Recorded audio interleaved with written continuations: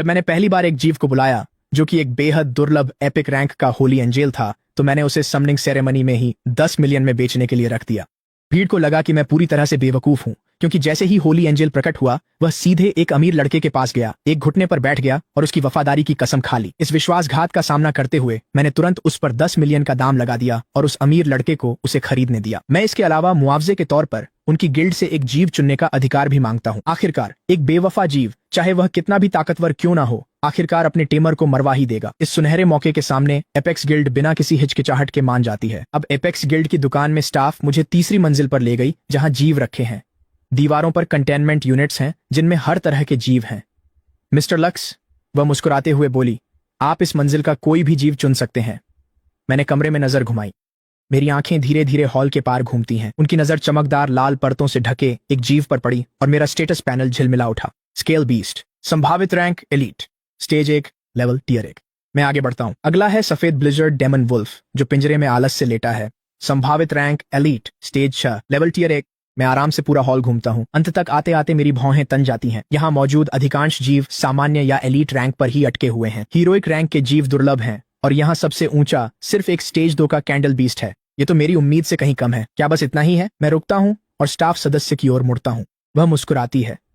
हाँ mister lux, basement में कुछ अनबिके जीव हैं जिनमें स्थायी दोष हैं। उन्हें कल नष्ट कर दिया जाएगा। मैं सिर हिलाता हूं। यहां आया हूं तो हर कोना देख कर ही जाऊंगा। मुझे वहां ले चलो। उसकी आंखों में हैरानी दिखी। बिल्कुल, मेरे साथ आइए। हम बेसमेंट की ओर बढ़ते हैं। यहाँ के जीव वैसे ही हैं जैसे बताए गए थे। कुछ की आंखें खोखली और बेजान हैं, कुछ साफ तौर पर विकलांग हैं। उनकी आंखें खाली हैं। मैं सबको अनदेखा कर धैर्य से आगे बढ़ता हूँ। बेसमेंट के छोर पर पहुंचते ही मैं रुक जाता हूँ। मेरी नजर कोने में एक कंटेनमेंट यूनिट पर टिक जाती है। अंदर एक पक्षी प्रकार का जीव है जिसके पंख मुरझाए हुए हैं, आत्मा टूटी हुई है और वह कोने में सिमटा हुआ है। सोलर ब्लेड ईगल, संभावित रैंक वीर, चरण 7, स्तर टियर 1। नकारात्मक स्थिति, पंजा कटा हुआ, बैंडेड क्रेट, विषाक्तता। विकास सुझाव, स्टॉर्म टाइगर बोन से कटा हुआ पंजा ठीक हो जाएगा। 7 पेटल फ्लावर से विष दूर हो जाएगा। मेरी भौं थोड़ी ऊपर उठती है। इस सोलर ब्लेड ईगल की संभावित रैंक मेरी अपेक्षा से बेहतर है। हाँ, इसका पंजा कटा हुआ है और इसमें जहर फैला हुआ है, लेकिन पैनल ने इलाज साफ साफ बता दिया है। स्टॉर्म टाइगर बोन और 7 पेटल फ्लावर दोनों ही काफी आम सामग्री हैं जिन्हें ढूंढना आसान है। लागत के बावजूद ये सौदा फायदेमंद है। मुझे एक स्वस्थ वीर स्तर 7 का योद्धा मिलेगा। इस स्तर पर इससे बेहतर और क्या हो सकता है? मेरा मन बन चुका है। मैं बोलने ही वाला था कि मेरी नजर कोने में अंधेरे में कुछ और गहराई में पड़ती है। एक अकेला ऊर्जा पिंजरा जो मुश्किल से किसी इंसान के लिए ऊंचा है, बड़े कंटेनमेंट यूनिट्स के बीच पूरी तरह से बेगाना सा रखा है। मैं और करीब जाता हूँ। मेरी पुतलियां सिकुड़ती हैं। धातु की ठंडी दीवार से एक कमजोर आकृति टिकी है। इंसान नहीं, रुको, एक मानवाकार दैत्य। एपेक्स गिल्ड के बेसमेंट में, और वो भी यहाँ सच में एक मानवाकार दैत्य है। इसे यहाँ बंद क्यों किया गया है? अजीब तो ये है कि जैसे ही मेरी नजर उस आकृति पर पड़ती है, मन में एक गहरी बेचैनी उमड़ पड़ती है। शुद्ध अस्वीकृति। यह एहसास बिल्कुल भी सामान्य नहीं है। पास जाते ही वह दैत्य मुझे महसूस करता है। वह सिर उठाकर मेरी ओर देखता है, फिर झटके से सिर नीचे कर लेता है। लेकिन उस एक पल में मैं आखिरकार उसका चेहरा देख पाता हूँ। उसका चेहरा झुर्रियों से भरा है और असली पहचान मिट चुकी है। स्टाफ का एक सदस्य मुझे पिंजरे के पास आता है। उसके चेहरे पर कोई भाव नहीं है। ये एक सक्कुबस है जो आयामी दरार से निकली है। मिलते वक्त भी ये ऐसी ही थी। कोई इसे नहीं चाहता और ये शापित भी है। इसका लेवल हमेशा टियर 1 ही रहेगा। कल इसे बाकी कचरे के साथ खत्म कर देंगे। वह सक्कुबस को खुली नफरत से घूरती है, लेकिन मैं उसकी बात नहीं सुन रहा हूँ। मेरा दिल युद्ध के ढोल की तरह धड़क रहा है। एक पारदर्शी स्टेटस पैनल जो केवल मुझे दिखाई देता है, मेरी आंखों के सामने चमक उठता है। Lilith Thorn succubus. Bond status उपलब्ध। संभावित रैंक सामान्य। शाप द्वारा सील किया गया। सच्ची रैंक एपिक स्टेज 9, वर्तमान में शाप की सील के अधीन। स्तर टियर 1। एबिस स्टोन शाप तोड़कर इस बीस्ट की रैंक बढ़ा सकता है। एपिक स्टेज 9 पढ़ते ही मेरी सांसें थम गईं। तो यह शापित है। देवताओं की ईर्ष्या जैसी सुंदरता कैद है। इस लिलिथ नामक बीस्ट की असली संभावित रैंक स्टेज 19 तक पहुंचती है, जो लीजेंडरी से बस एक कदम दूर है। यह किसी भी बीस्ट में देखी गई सबसे ऊंची संभावित रैंक है। वो फरिश्ता जिसने मुझे धोखा दिया, वो तो लिलिथ के जूते उठाने के लायक भी नहीं है। और स्किल पैनल तो पूरी तरह से भरा हुआ है। शुरुआत से ही 3 स्किल्स। सबसे जरूरी बात यह है कि बीस्ट पैनल साफ दिखाता है कि शाप कैसे तोड़ना है और रैंक कैसे बढ़ानी है। इसका मतलब है कि अगर मैं इस सक्यबस को खरीदकर जरूरी सामग्री जुटा लूं, तो मैं लगभग लीजेंडरी रैंक की जबरदस्त शक्ति हासिल कर सकता हूं। सिर्फ ये सोचकर ही मेरी सांसें तेज हो जाती हैं। वह बिल्कुल वही है जिसे मैं ढूंढ रहा था, मेरी साथी। मैं स्टाफ सदस्य की ओर मुड़कर कहता हूं, मुझे यह सक्यबस चाहिए। मैं इसे अभी ले जाता हूँ। पिंजरे के अंदर लिलिथ का कमजोर शरीर अचानक झटके से हिल जाता है। क्या वह मेरे बारे में बात कर रहा है? वह झटके से सिर उठाती है और अपने सामने खड़े शांत हैंडसम चेहरे को अविश्वास से बड़ी बड़ी आंखों से घूरती है। जिस दिन से वह पैदा हुई थी, दुनिया उसे हर दिशा से आती अंतहीन द्वेष से घिरी हुई ही लगी है। वह सुन्न हो चुकी है। उसे स्वीकार किए जाने की उम्मीद नहीं थी, पर अब यह अजनबी युवा सीधे उसकी ओर इशारा कर रहा है। वह उसके साथ बीस्ट बॉन्ड बनाना चाहता है। स्टाफ की मुस्कान फीकी पर DDDH गई। उसे अपने कानों पर यकीन नहीं हुआ। मिस्टर लक्स, क्या आप वाकई उसे चाहते हैं? मेरा जवाब तुरंत आता है, बिल्कुल। हमें बॉन्ड के लिए प्राइवेट कमरा दीजिए अभी। उसकी हैरानी बढ़ गई, पर वो पेशेवर रही। वो कोई और सवाल नहीं पूछती। इधर आइए। वह मुड़ती है और हमें आगे ले जाती है। लिलिथ उसका पीछा करती है। उसका शरीर कठोर और यांत्रिक है। जैसे ही उसे पिंजरे से बाहर निकाला जाता है, उसकी दुनिया अराजकता में डूब जाती है। जब तक वे एक शांत प्राइवेट कमरे में नहीं पहुंचते और स्टाफ सदस्य उसकी बेड़ियां नहीं खोलता, तब तक वह आखिरकार हकीकत में वापस नहीं आती। वह सामने खड़े युवक को खाली नजरों से घूरती है। मैं अपने जन्म के दिन से ही एक श्राप ढो रही हूँ। मैं अपना स्तर भी नहीं बढ़ा सकती। लिलिथ खुद को बोलने के लिए मजबूर करती है। उसकी आवाज संघर्ष और डर से भारी है। चुना तो है, पर मैं DDH नहीं सकती, कोई गौरव नहीं दिला सकती। उसकी आवाज ने चौंका दिया। सोचा न था उस क्रूप दैत्य की आवाज इतनी कोमल और अटल होगी। श्राप तोड़ने का तरीका पता है? क्या मुझसे युद्ध होगी? श्राप तोड़ना। लिलिथ का दिल सिहर उठता है। जिस पल आपने चुनाव किया, मेरी जिंदगी आपकी हो गई। लिलिथ की आवाज धीमी है, लेकिन उसमें दृढ़ता है। मैं और कुछ नहीं कहती। मेरी उंगली के सिरे पर हल्की सी रोशनी इकट्ठा होती है। मैं उसे धीरे से लिलिथ के माथे पर लगाती हूँ। रोशनी धड़कती है। एक प्राचीन बंधन चक्र दोनों के नीचे उभर आता है। समान बंधन बन गया। मैं तुरंत मुड़ती हूँ और बाहर इंतजार कर रहे कर्मचारी को बुलाती हूँ। मुझे कुछ सामग्री खरीदनी है। एक शाश्वत रात्रि का पंख, नरक के 5 दांत और 2 अथाह पत्थर। कर्मचारी का चेहरा उस समय से भी ज्यादा पीला पड़ जाता है जब मैंने लिलिथ को चुना था। ये तीनों चीजें बेहद दुर्लभ और महंगी हैं, खासकर अथाह पत्थर। ये सबसे दुर्लभ उच्च स्तरीय सामग्रियों में से हैं। मिस्टर लक्स, इन सब की कुल कीमत। उसके कुछ कहने से पहले ही मैं अपनी आर्म ओमनी टर्मिनल कार्ड उसकी ओर सरका देती हूँ। 30 मिलियन काफी होंगे। कार्ड की राशि देख वह दंग रह गया। ये बहुत ज्यादा है मिस्टर लक्स। एक पल दें, मैं अभी सब तैयार करता हूं। उसका लहजा अब और भी सम्मानजनक हो गया। जल्द ही अंधेरी ऊर्जा वाली तीनों वस्तुएं कमरे में लाई जाती हैं। अब यहां सिर्फ मैं और लिलिथ हैं। जैसा कहूं वैसा करो। पंख को अवशोषित करना शुरू करो। मेरी शांत और स्थिर आवाज लिलिथ में गहरा आत्मविश्वास जगाती है। वह सिर हिलाकर कांपते हाथों से फेदर ऑफ इटर्नल नाइट की ओर बढ़ती है। जैसे ही वह उसके उंगलियों को छूता है, वह काले प्रकाश की एक धारा में बदल जाता है और उसके शरीर में समा जाता है। इसके बाद फैंग्स ऑफ द इन्फर्नो और फिर 2 एबिस स्टोन्स आते हैं। जैसे ही लिलिथ का हाथ अंतिम पत्थर को पकड़ता है, सब कुछ बदल जाता है। एक उग्र ऊर्जा की तरंग लिलिथ के केंद्र से बाहर की ओर फूट पड़ती है। उस बल से मैं दीवार से टकराने तक पीछे धकेला गया। मेरी नजरें कमरे के केंद्र पर टिकी रहीं। लिलिथ से निकलते बैंगनी काले धागे बुनकर एक विशाल काले कोकून में उसे निगल गए। पूरा कमरा ठंडी दमघोंटू काली ऊर्जा से भर जाता है। मैं उस कोकून को घूरता हूँ। मैं थोड़ा घबराया हुआ हूँ, पर पैनल के अनुसार यह प्रक्रिया लिलिथ का श्राप तोड़कर उसकी रैंक को चरम तक ले जाएगी और उसे और आगे बढ़ाएगी। ये मेरा अब तक का सबसे बड़ा जुआ है। सफल होने पर मेरे पास असीम संभावनाओं वाला बीस्ट होगा। समय बीत रहा है। कमरे में फैली बैंगनी ऊर्जा वापस खींचकर तेजी से कोकून में समा गई। एक तेज दरार गूंजती है। कोकून से सुनहरी रोशनी फूटकर अंधेरे को पल भर में मिटा देती है। मैं तेजी से सांस खींचता हूँ। Legendary rank. दरारें बढ़ते ही हर जोड़ से सुनहरी रोशनी फूटती है, जो कमरे को सूरज की तरह भर देती है। फिर एक ही झटके में कोकून फट जाता है। असंख्य बैंगनी काले टुकड़े हर दिशा में बिखर जाते हैं, लेकिन हवा में ही घुलकर शुद्ध ऊर्जा कणों में बदल जाते हैं। सुनहरी रोशनी ज्यादा देर तक नहीं टिकती। यह उतनी ही तेजी से पीछे हट जाती है और उसकी जगह कुछ और गहरा और भी शक्तिशाली समृद्ध बैंगनी काले आभा ले लेती है। एक अदृश्य ऊर्जा की लहर सीधे छत को चीरती हुई ऊपर के शून्य में गायब हो जाती है। उसी समय टाउन हॉल में मेयर ब्लेज बैठे स्कूलों के समनिंग नतीजे देख रहे हैं। अचानक वह झटके से खड़े होकर खिड़की की ओर लपके और पूर्वी जिले पर नजरें गड़ा दी। कुछ क्षण पहले ही उन्होंने एक भयानक ऊर्जा की क्षणिक लहर को महसूस किया था, जो समुद्र की तरह विशाल और अथाह थी, और उसके गायब हो जाने के बाद भी उनका मन बेचैन रहा। कोई यहाँ आए। उनकी आवाज धीमी लेकिन तीखी आज्ञा जैसी है। ऑफिस का दरवाजा खुलता है और एक वर्दीधारी अंदर आता है। आपके आदेश मेयर। सिटी गार्ड ब्यूरो को सतर्क करो, मेयर ब्लेज ने कड़ाई से कहा। पूर्वी जिले पर नजर रखें। हर असामान्यता की जांच करें, खासकर आयामी दरार के संकेतों पर। अधीनस्थ तुरंत आदेश मानता है और तेज कदमों से बाहर चला जाता है। ऑफिस में सन्नाटा छा जाता है। अब केवल मेयर ब्लेज अकेले हैं। उनका चेहरा इतना गंभीर है मानो तूफान आने वाला हो। इतनी बड़ी ऊर्जा प्रतिक्रिया के केवल 3 संभावित कारण हो सकते हैं। पहला, पास में कोई नई अज्ञात आयामी दरार प्रकट हुई है। दूसरा, कोई संप्रभु स्तर की सत्ता अवतरित हुई है। तीसरा, कोई पौराणिक स्तर का दैत्य जन्मा है। संप्रभु स्तर का योद्धा ऐसा व्यक्ति होता है जिसे पूरे देश में देखा और पूजा जाता है। उनमें से हर एक पर निगरानी और नजर रखी जाती है। ब्लेज को लिन्युआन में तैनात हुए 10 साल हो गए हैं, लेकिन उन्होंने कभी भी पौराणिक स्तर का दैत्य नहीं देखा। लिन्युआन जैसे शहर में एपिक दैत्य दुर्लभ होता है, पौराणिक स्तर की तो ब्लेज कल्पना भी नहीं कर सकते। वह अपनी मेज पर रखी अधूरी रिपोर्ट की ओर वापस मुड़ता है। निजी कमरे में ऊर्जा तरंग की आखिरी झलक आखिरकार मिट जाती है। एक अजीब भारी चुप्पी छा जाती है। नजरें बीच कमरे में टिकी हैं। धड़कन सन्नाटे को गरज सी भरती है। रोशनी धुंधलाती है। मेरे सामने एक आकृति चुपचाप खड़ी है। इतना सब झेलने के बाद भी मेरा संयम जवाब दे गया। 2 शब्द मन में कौंधे, शानदार, अतुलनीय। लिलित के शरीर पर कांटों के वे क्रूर निशान अब पूरी तरह मिट चुके हैं।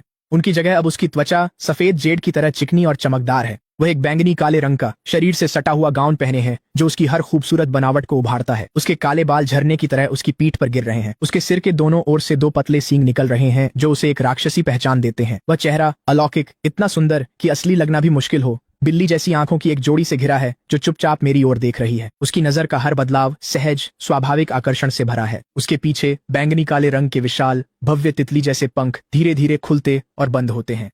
हर बार पंख फड़फड़ाने पर चमकती झिलमिलाहट हवा में बिखरती है, जो अलौकिक लगती है। अपने पुराने विकृत रूप से यह अब बिल्कुल अलग है। लेकिन जो सच में मेरी धड़कनें तेज कर देता है वह ये है, परिवर्तन के बाद लिलित का स्टेटस पैनल पूरी तरह से बदल गया है। पहचान में भी नहीं आता। लिलित, रात की जादूगरनी। संभावित रैंक लीजेंडरी। चरण 1, स्तर टियर 1। विकास का सुझाव, pearl of eternal night, infernal spring water और नाइटमेयर क्रिस्टल का सेवन करने से इस जीव की संभावित रैंक और भी बढ़ सकती है। मैं उन चमकते शब्दों को घूरता हूँ, लीजेंडरी, स्टेज 1, और धीरे से सांस छोड़ता हूँ। करीब 3 करोड़ दांव पर लगे थे और मैं एक लीजेंडरी रैंक वाले बीस्ट के साथ बाहर निकलता हूँ। ये तो पूरी तरह से जैकपॉट है। जब मैं अभी भी पैनल को घूर रहा हूँ, लिलित हरकत में आती है। वह चुपचाप तैरती हुई ठीक मेरे सामने आकर खड़ी हो जाती है। एक हल्की, लगभग भूतिया सी खुशबू मुंह तक पहुंचती है। उनकी आंखें मेरी नजरों को इतनी तीव्रता से थामे हैं, मानो मेरी छवि को अपनी आत्मा में उतारना चाहती हों। फिर वह अपनी पीली जेड जैसी उंगली धीरे से अपने माथे पर रखती है। उसकी उंगलियों के बीच बैंगनी लाल ऊर्जा दिखाई देती है। बिना कुछ समझे लिलित वह ऊर्जा धीरे से मेरे माथे पर रख देती है। एक ही पल में मेरे भीतर एक एहसास उठता है, एक तरफा, नकारा नहीं जा सकने वाला, पूर्ण और पूरी तरह नियंत्रण। बस एक सोच से मैं लिलित के जीवन का फैसला कर सकता हूँ। मैं तुरंत अपनी नजरें पैनल की ओर घुमाता हूँ। स्टेटस बार में लिलित के साथ मेरा बंधन अब गुलाम बंधन बन गया है। ये एक सदमे जैसा है। मुझे उसकी वजह समझ नहीं आ रही और लिलित भी खामोश रहती है। वह आगे बढ़ती है और खुद को मेरी बाहों में गिरा देती है।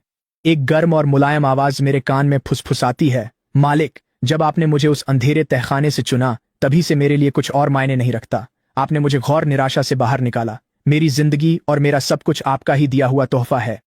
लिलित अपना गाल धीरे से मेरे कंधे पर टिका देती है। उसकी आवाज में शांति है। तो कृपया इसे स्वीकार कर लीजिए। मैं स्थिर हो जाता हूँ। मेरा दिल ऐसे धड़कता है जैसे उस पर कोई भारी चीज आकर लगी हो। मेरे भीतर एक ऐसी गर्माहट उठती है जो अकथनीय है। मैं उस फरिश्ते को याद करता हूँ जिसने मुझे धोखा दिया। मैं उसके अहंकार और जाते वक्त दिखाई उस बेरुखी के बारे में सोचता हूँ। तो इस दुनिया में हर दरिंदा वैसा नहीं होता। तो ऐसी होती है असली वफादारी, ये जलन और पूर्ण समर्पण। लिलित के काम ने मुझे ऐसे छुआ जो पहले कभी नहीं हुआ। एक ऐसी सच्चाई और भरोसा जो मैंने पहले महसूस नहीं किया था। ये भारी और वास्तविक विश्वास मुझ में वो जगाता है जिसे मैं रोक नहीं सकता। मैं हाथ उठाकर लिलित की पीठ पर रखता हूँ। उसे महसूस होता है और वह मुझे कसकर थाम लेती है। मालिक, आज से मैं आपके रास्ते के हर कांटे हटा दूंगी और हर बाधा मिटा दूंगी। मैं अपनी बाहों में इस चेहरे की ओर देखता हूँ और मेरे होंठों पर एक सच्ची मुस्कान खिल उठती है। स्वागत है लिलित, मेरी पहली साथी। जब मैं लिलित के साथ ऊपरी मंजिल से बाहर निकलता हूँ तो पूरा हॉल शांत हो जाता है। हर एक जोड़ी आंखें, चाहे वह स्टाफ हो या ग्राहक, बिना कोशिश किए ही लिलित की ओर खिंच जाती हैं। उनके चेहरे हैरानी और आश्चर्य से भर जाते हैं। अरे वाह, ये कौन है? क्या ये उसकी बीस्ट है? ये तो अवास्तविक है। पहली स्टाफ सदस्य पास ही जड़ खड़ी है। वह मेरे पीछे आती सुंदर आकृति को घूरती है। उसका दिमाग खाली हो जाता है। वो तहखाने वाली भद्दी सक्कुबस, ये कैसे मुमकिन है? लेकिन सच्चाई सामने है और उसे इसे मानना ही होगा। वह बस मुस्कुरा पाती है, जो श्मशान के मुखौटे जैसी कठोर है। फिर वह आगे बढ़ जाती है। मिस्टर लक्स, आपका कागजी काम पूरा हो गया है। आप जब चाहें जा सकते हैं। मैं सिर हिलाता हूँ। मैं सीढ़ियों की परवाह नहीं करता। मैं लिलित को साथ लेकर सीधे गिल्ड से बाहर निकल जाता हूँ। मेरे बाहर निकलते ही वह स्टाफ सदस्य होश में आती है। वह टर्मिनल की ओर दौड़कर तुरंत चेयरमैन सॉन्ग का नंबर डायल करती है। चेयरमैन, कुछ हुआ है? शहर के दूसरी ओर सॉन्ग परिवार की हवेली में विक्टर सॉन्ग स्टाफ सदस्य की रिपोर्ट सुनते हैं। उनकी भौहें हल्की सी सिकुड़ जाती हैं। आप कह रही हैं कि सक्यबस ने अपनी सुंदरता वापस पा ली है? बिल्कुल, वह उस परी से भी ज्यादा खूबसूरत है जिसे आप लाए थे। विक्टर सॉन्ग की आंखों में आश्चर्य आता है। फिर वह शांत होकर बोला, तो क्या? साधारण पोटेंशियल रैंक वाला वह स्तर कभी बढ़ नहीं सकता। वह अब भी बस कचरा ही है। वह कॉल खत्म करके उस परी को देखता है जो सामग्री को अवशोषित कर रही है। जेन उसकी बात तिरस्कार भरी मुस्कान के साथ सुनता है। उसने गिल्ड के एलीट बीस्ट्स छोड़ कर एक रिजेक्ट चुना। अच्छा हुआ तुम मेरे पास आ गए। उस पर एपिक बीस्ट बर्बाद करना वाकई शर्म की बात होती। उसके बगल में परी, जिसे अब जेन ने फ्रॉस्ट नाम दिया है, वह पवित्र परी जिसे अब फ्रॉस्ट कहा जाता है, पूरी बातचीत सुनती है और अपनी सामान्य ठंडी निर्लिप्त आवाज में बोलती है। जो कोई भी अपनी सोच को दिखावे से धुंधला होने देता है वह कभी सच में शक्तिशाली नहीं बन सकता। थोड़ी ऊपर उठाकर उसकी नीली आंखों में पूर्व टेमर के लिए घृणा झलकती है। तो लक्स नाम का वह इंसान वही मूर्ख है जो सुक्कुबस के बहकावे में आ गया। अच्छा हुआ उसने उससे कोई बंधन नहीं बनाया। ऐसे स्वामी का अनुसरण करना परी की महिमा को कलंकित कर देता। विक्टर सॉन्ग अपने बेटे और परी को देखता है और संतुष्ट होकर सिर हिलाता है। अब यही वह दृष्टि और संयम है जो मेरे बेटे में होना चाहिए। फिर उसका लहजा बदल जाता है और वह गंभीर हो जाता है। राष्ट्रीय बीस्ट परीक्षा 1 हफ्ते बाद है। यही तुम्हारा मौका है खुद का नाम बनाने का। अगले कुछ दिनों तक फ्रॉस्ट को लेकर नौसिखिया क्षेत्र में जाओ और जमकर मेहनत करो। परीक्षा से पहले उसका स्तर बढ़ाओ। तुम्हारे पास एक एपिक रैंक बीस्ट है। नौसिखिया क्षेत्र की लीडर बोर्ड की शीर्ष जगह तुम्हारी है। जेन मुस्कुराता है, आत्मविश्वासी और निर्दयी। फिक्र न करो, मैं सबको लिन्युआन का असली टैलेंट दिखा दूंगा। इंसान और बीस्ट के गिल्ड से निकलते ही शाम ढल चुकी थी। मैं लिलिथ को लेकर घर आता हूँ। मेरा घर पुराने ब्लॉक में छोटा पर साफ है, बस थोड़ा खाली है। 3 साल पहले मेरे माता पिता डायमेंशनल रिफ्ट मिशन पर मारे गए थे। वे मुझे और मेरी बहन रेन को एक दूसरे के भरोसे छोड़ गए। अब रेन राजधानी में दूर पढ़ाई कर रही है और इस घर में सिर्फ मैं ही हूँ। मैं दरवाजा खोलता हूँ, वही जानी पहचानी खालीपन की भावना मुझ पर छा जाती है। जहां चाहो बैठ जाओ, अब यह तुम्हारा घर है। लिलिथ हिलती नहीं है, वह चुपचाप दरवाजे पर खड़ी रहती है। उसकी नजरें साधारण फर्नीचर पर घूमती हैं और आखिरकार मेरी पीठ पर टिक जाती हैं। घर, ये शब्द उसके लिए अजनबी सा लगता है। अंधेरे में जन्म लेने से लेकर पिंजरे में बंद रहने तक उसने कभी यह नहीं जाना कि कहीं का होना क्या होता है, जब तक यह युवक उसके सामने नहीं आया। साधारण रात के खाने के बाद अचानक मेरा ओमनी टर्मिनल चमक उठता है। स्क्रीन पर रेन का नाम चमक रहा है। मैं जवाब देता हूँ। बैठक के बीचों बीच एक चमकदार होलोग्राफिक प्रोजेक्शन जीवंत हो उठता है। अरे कैसा रहा? समनिंग सेरेमनी हो गई? तुम्हारा पहला बीस्ट किस पोटेंशियल रैंक का है? दिखाओ मुझे, चलो जल्दी करो। दूसरी तरफ रेन मुझसे भी ज्यादा उत्साहित है और सवालों की बौछार कर रही है। मैं मुस्कुराता हूँ और थोड़ा सा घूमकर कैमरा लिलिथ की ओर कर देता हूँ, जो सोफे पर शांत बैठी है। जैसे ही रेन लिलिथ को देखती है, उसकी आंखें हैरानी से फैल जाती हैं। एक ह्यूमनॉइड बीस्ट? लक्स, तुम्हारी किस्मत तो कमाल की है, वो तो बेहद खूबसूरत है। लिलिथ तारीफ सुनकर बस सिर हिलाकर स्वीकार करती है। उसकी नजरें फिर मेरी ओर मुड़ती हैं। रेन को फर्क नहीं पड़ दाचता, वो तो बस अपने भाई के लिए सच में खुश है। ये बहुत अच्छा है, तुम्हारे साथ एक ह्यूमनॉइड बीस्ट है। अब तुम्हारे पास परीक्षा में असली मौका है। फिर उसकी आवाज गंभीर हो जाती है। कल नौसिखिया क्षेत्र खुल रहा है, इसे मत चूकना। यह गार्ड और सेना का संयुक्त प्रशिक्षण स्थल है। यहाँ एबिस प्रजातियां अधिकतम 9वें स्तर की हैं, जो नए बीस्ट टेमर्स के लेवल बढ़ाने की सबसे अच्छी जगह है।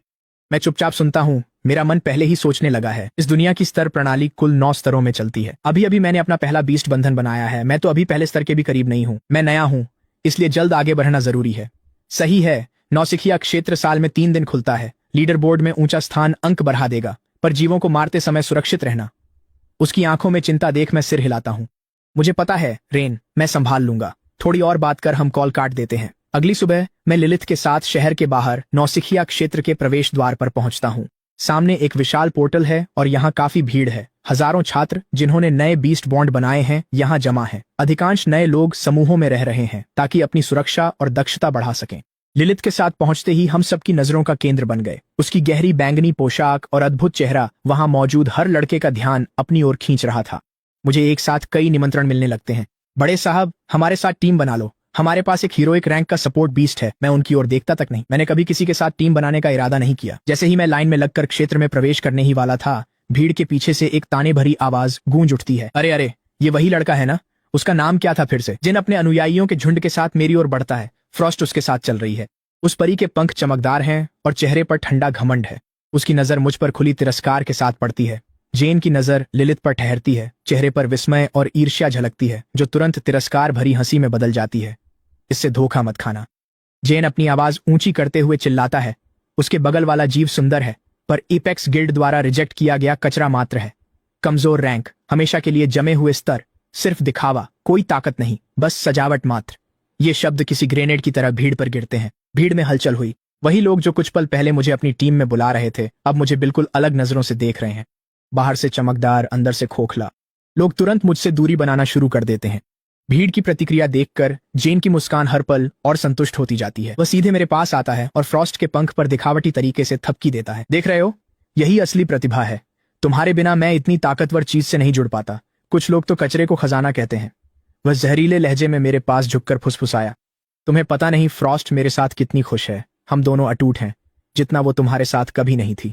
मैं उसकी आंखों में आंखें डालकर शांत रहता हूँ। शब्दों का आदान प्रदान इस दुनिया की सबसे बेकार चीज है। मुझे फर्क नहीं पड़ता, लेकिन लिलिथ को पड़ता है। उससे हड्डियां जमा देने वाला कातिलाना इरादा झलक रहा है। खूबसूरत बिल्ली जैसी आंखें गहरी और अथाह होकर जैन पर टिक गईं। मुझे लिलिथ के भाव बदलते महसूस हुए और मैंने उसकी ठंडी उंगलियां थाम लीं। उसका शरीर कांप उठता है और कातिलाना जुनून पल भर में मिट जाता है। वह आंखें उठाती है जिनकी ठंडक पिघलकर शांत और गर्म हो जाती है। मैं बस उसकी ओर सिर हिला देता हूँ। मूर्ख से बहस बेकार है, शक्ति बचाओ। मैदान में हम इसे नतीजों से सुलझा लेंगे। लिलिथ समझ जाती है। वह जेन को अनदेखा कर मुझसे लिपट जाती है और अपना शरीर मेरे करीब सटा लेती है। फिर वह अपनी नजरें जेन के पीछे खड़े फ्रॉस्ट की ओर घुमाती है। ये इशारा बिना एक शब्द कहे सब कुछ कह देता है। ये मेरा है। मैं हाथ छुड़ाता हूं, पर उसकी पकड़ बहुत मजबूत है। बेकार कोशिशों के बाद मैंने हार मान ली। ये पल जेन के लिए किसी थप्पड़ की तरह लगता है। उसका चेहरा गुस्से से भयानक लाल हो जाता है। कैसे मुमकिन है कि एक नाकाम इंसान पर सुंदर दानवी फिदा है, जबकि उसकी अपनी आज्ञाकारी एंजल उससे हमेशा दूरी बनाए रखती है। बिना पीछे मुड़े मैं लिलिथ के साथ चमकते पोर्टल में कदम रखता हूँ। पार जाते ही पैर ठोस जमीन पर टिकते हैं और चारों ओर की दुनिया बदल गई। एक ठंडा आदिम जंगल हर दिशा में फैला हुआ है। नवसिखिया क्षेत्र। लिलिथ सावधानी से देखती है। उसके बैंगनी पंख हमें ढकने के लिए सिकुड़ जाते हैं। उसे महसूस होता है कि जंगल खतरनाक है। चलो आगे बढ़ें, मैं शांति से कहता हूँ।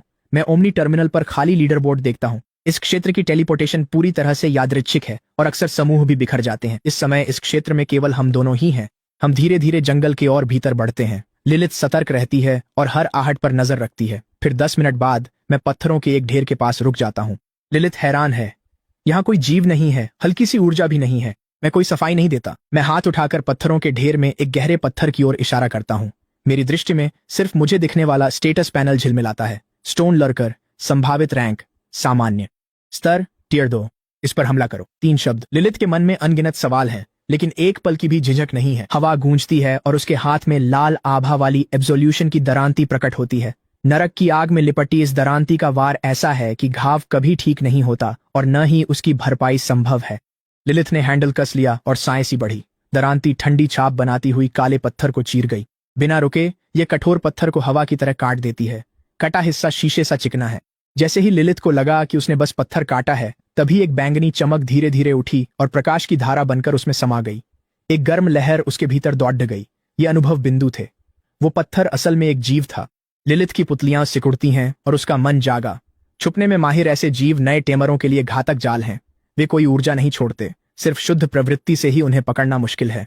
अगर कोई हमला कर दे तो एक झड़प में तुम्हारी टीम मिट सकती है, पर उसका गुरु। लिलिथ उस शांत चेहरे को देखती है। उसकी छवि अब और भी ऊंची, रहस्यमयी और प्रभावशाली हो गई है। चलो, समय कम है। मैं फिर से आगे बढ़ता हूँ। नौसिखिया क्षेत्र रोज सिर्फ 6 घंटे खुलता है। तेजी से बढ़ने के लिए हमारे पास समय बर्बाद करने को नहीं है। फिर लिलिथ खुद देखती है कि भयानक बढ़त असल में क्या होती है। मेरी सटीक निशानेबाजी के मार्गदर्शन में लिलिथ की साइट ऑफ एब्सोल्यूशन शायद ही कभी रुकती है। आधे घंटे से भी कम समय में लिलिथ के भीतर से पहले से कई गुना अधिक सघन ऊर्जा का विस्फोट होता है। दूसरा स्तर। तभी एक ऊर्जा बंधन से बहकर मेरे रोम रोम में भर गई। मेरी मानसिक शक्ति, शारीरिक ताकत और 5 इंद्रियां तेज हो गईं। मैं लिलिथ का स्टेटस पैनल खोलता हूं। लिलिथ, रात की चुड़ैल। स्तर, दूसरा चरण। ताकत 55, चपलता 58, संविधान 52, स्प्रिट 65। मैं इन संख्याओं को देखता हूं और मेरे अंदर एक झंझनाहट सी दौड़ जाती है। दूसरे स्तर पर मौजूद उस स्टोन लर्कर का अधिकतम संविधान स्तर 16 था। समान स्तर पर लिलिथ के आंकड़े हर मामले में 3 गुना से अधिक हैं। लेजेंडरी पोटेंशियल रैंक का असल मतलब यही होता है। समय तेजी से बीतता है। 3 घंटे बीतने के बाद हमारे चारों ओर का वातावरण बदल गया है। अब पेड़ और घने हो गए हैं और हवा में ऊर्जा और भी भारी और जंगली महसूस हो रही है। हम क्षेत्र के मध्य भाग में पहुंच गए हैं। रास्ते में लिलिथ की दरांती से 70 से अधिक जीव मारे जा चुके हैं। मेरे रियलम पॉइंट्स लीडर बोर्ड के शीर्ष के करीब पहुंच गए हैं। मास्टर, आगे कुछ शक्तिशाली है। लिलिथ अचानक रुक जाती है। उसका चेहरा तेज हो जाता है। मैंने पहले ही पैनल के जरिए उसे देख लिया है। ज्यादा दूर नहीं, एक गहरे दलदली इलाके में एक छाया विशालकाय नाग छिपा हुआ है। संभावित rank elite, stage 9, level tier 7। एक टियर 7 एलीट जीव रियल में प्रवेश करने के बाद से अब तक का सबसे उच्च स्तर का जीव जिससे हम सामना कर रहे हैं। इस स्तर पर नए 20 टेमर्स के लिए ऐसा कुछ लगभग अजेय होता है। संभाल लोगी? लिलिथ के चेहरे पर डर का नामो निशान नहीं है। इसके बजाय वो अपने लाल होंठों पर जीभ फेरती है। आपके लिए रास्ता साफ करना स्वामी मेरा सम्मान है। उसके मुंह से ये शब्द निकलते ही वह गायब हो जाती है। अगले ही पल वह दलदल के किनारे दर्जनों मीटर दूर फिर से प्रकट होती है। नीचे कीचड़ में एक नाग जो बैरल जितना चौड़ा है और गहरे हरे रंग की चमकदार परतों से ढका है, अपना विशाल सिर ऊपर उठाता है। उसकी गहरी लाल चीरे जैसी आंखें लिलिथ पर टिक जाती हैं। उसका जबड़ा चौड़ा खुल जाता है। गहरे हरे रंग का जहर एक उच्च दबाव वाली धार की तरह बाहर निकलता है, जहां जहां से गुजरता है हवा को सुलगा देता है। लिलित भूत की तरह चलती है, उस वार को बेहद आसानी से चकमा दे देती है। वह अपना एक पतला हाथ घुमाती है और उसके पीछे शून्य से अजीब बैंगनी रोशनी से चमकती कई कांटेदार बेलें आसमान से जाल की तरह निकलती हैं और छाया के विशाल नाग के शरीर को कसकर लपेट लेती हैं। कांटे नाग के मांस में गहराई तक धंस जाते हैं। कौशल, पीड़ा के कांटे। जो भी इकाई इन कांटों से बंधी या छिद्दी होती है उसे लगातार खून बहने और झर का असर झेलना पड़ता है। नाग दर्द से कराह उठता है, बुरी तरह फड़फड़ाता और मरोड़ता है, लेकिन वह खुद को जरा भी छुड़ा नहीं पाता। लिलित की आकृति नाग के सिर के ऊपर प्रकट होती है। किसी ने भी उसे चलते हुए नहीं देखा। वह मुक्ति की दरांती को ऊंचा उठाती है। उसकी आंखें मौत जैसी ठंडी हैं और गहरा काला ब्लेड ऐसी ताकत से नीचे आता है जैसे वह हर चीज को चीर सकता हो। एक विशाल नाग का सिर हवा में उछल जाता है। वह हवा में 2 बार पलटता है और भारी छपाक के साथ दलदल में गिर जाता है। वह विशाल सिरविहीन शरीर एक पल के लिए तड़पता है, फिर पूरी तरह शांत हो जाता है। नाग की लाश से ऊर्जा का एक घना गोला निकलता है और पूरी तरह से लिलित में समा जाता है। लिलित से निकलती आभा अचानक तेज हो जाती है। शक्तिशाली ऊर्जा की लहरें चारों ओर फैलने लगती हैं। 6ठा स्तर। ठीक उसी समय एक और भी शुद्ध प्रतिक्रिया ऊर्जा की धारा बंधन के माध्यम से मेरे शरीर में प्रवाहित होती है। मैं इसे स्पष्ट रूप से महसूस कर सकता हूँ। मानसिक और शारीरिक शक्ति एक स्तर बढ़ जाती है। मैं टर्मिनल पर क्षेत्र बिंदु देखता हूँ। 25,000 अंक, लीडर बोर्ड पर पहला स्थान, लेकिन यह कहीं भी पर्याप्त नहीं है। अंक मेरे लिए सिर्फ एक बोनस है। पीसना और स्तर बढ़ाना असली मायने यही रखते हैं। और गहराई में बिना रुके मैं लिलित के साथ रेल्म में आगे बढ़ता हूँ। वहीं रेल्म के मैदानों में जैन चट्टानों के पीछे छिपा पास की एक बड़ी गुफा को घूर रहा है। अंदर लाल अयाल वाला पहाड़ जैसा एक प्राणी गहरी नींद में सोया है।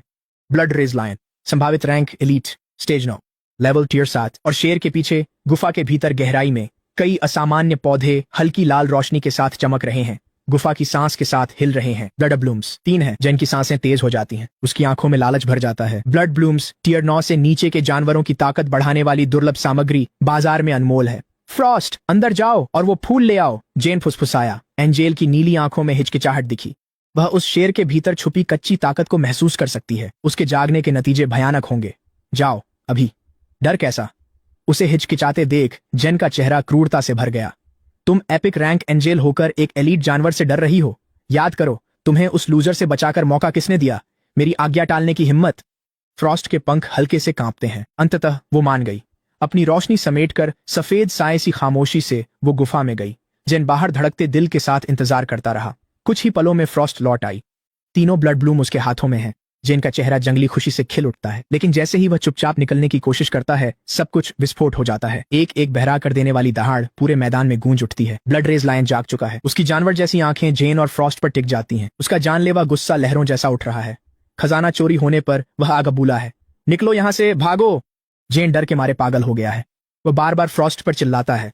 वह तुरंत उसके कंधों को पकड़ लेती है, अपनी पूरी ताकत से पंख फड़फड़ाती है और दोनों एक सफेद बिजली की तरह वहां से निकल जाते हैं। ब्लड रेज लायन दहाड़ता है, धूल के बादल उड़ा देता है और बिना रुके उनके पीछे दौड़ पड़ता है। और तेज, वह हमारे करीब आ रहा है। जेन को अपने पीछे गर्म खूनी हवा का एहसास होने लगता है। उसके चेहरे का रंग उड़ जाता है। वह पागलपन में चीखता है। फ्रॉस्ट पहले ही अपनी पूरी सीमा पर है, लेकिन वह एक बोझ उठा रही है और उसकी रफ्तार पर इसका असर पड़ता है। जैसे ही शेर उनके पीछे की दूरी कम करता है, जेन की आंखों में कुछ हिंसक और बेकाबू चमक उठता है। ठीक इसी जीवन मृत्यु के क्षण में फ्रॉस्ट की ठंडी आवाज उसके कानों तक पहुंचती है। करीब 1 किलोमीटर आगे इंसानों की एक टीम है। जेन पलकें झपकाता है, फिर उसकी आंखों में नफरत चमकती है।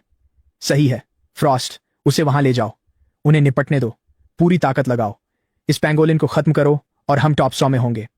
ऊंची पोनीटेल और तीखे नैन नक्श वाली लड़की शांति से नेतृत्व कर रही है। वह रेन है, मेरी क्लास प्रेसिडेंट। उसकी टीम मजबूत तालमेल के साथ आगे बढ़ती है और एक टियर 5 प्राणी को घेर लेती है। जीत करीब है। फिर बिना किसी चेतावनी के खून की भारी बदबू हवा में फैल जाती है। इसके तुरंत बाद जमीन जोरदार तरीके से हिलने लगती है। क्या हो रहा है? क्या यह भूकंप है? टीम के सदस्यों के चेहरे उतर गए और उन्होंने हमला रोक दिया। रेन बेचैन होकर कंपन की तरफ मुड़ती है और एक सफेद रोशनी को तेजी से अपनी ओर आते देखती है। पीछे से एक विशाल लाल शेर तेजी से झपटता है। भागो! रेन की आंखें फटी रह गईं। वह चीखी, पर अब देर हो चुकी थी। सफेद लकीर उनके ऊपर से गुजरी और पलक झपकते ही ओझल हो गई। ब्लड रेज लायन ने अपनी पूरी शक्ति सामने खड़ी ढी टीम पर झोंक दी। रेन हताशा में चिल्लाती है, अब बचाव करो। उसका जानवर, एक ice type tier 3 black armour कछुआ, खुद को आगे फेंकता है और एक विशाल बर्फीली ढाल उठा लेता है। लेकिन टियर 7 की एक एलीट क्रीचर के सामने इसका कोई मतलब नहीं है। ब्लड रेज लायन पंजा मारता है। मजबूत बर्फीली ढाल चकनाचूर हो गई। कछुआ कराह उठा और दूर जा गिरा। उसकी खोल पर दरारें आ गईं। रेन पीड़ा में चिल्ला उठती है। टीम ने अपनी पूरी शक्तियां झोंक दी, पर लायन पर कोई असर नहीं हुआ। एक सदस्य टकराकर टूटी पतंग की तरह दूर जा गिरा और बेहोश हो गया। और अब निराशा पूरी टीम को निगल जाती है। शेर को पास आते देख रेन सुन्न हो गई, पैर कांप रहे हैं। क्या यही अंत है?